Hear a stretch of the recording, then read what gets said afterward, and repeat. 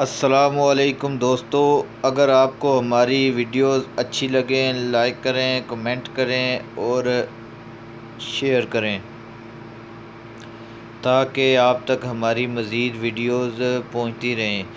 ये first timer है, गाय फार cell है हमारे पास। और भी बहुत सी गायें और भैंसें ताज़ी सूजी हुई और कुछ गब्बन मौजूद हैं। अगर कोई भाई लेना चाहता हो तो वो हाजी मोहम्मद असलम वड़ाई साहब से रब्ता कर सकता है। उनका नंबर भी दिया हुआ है।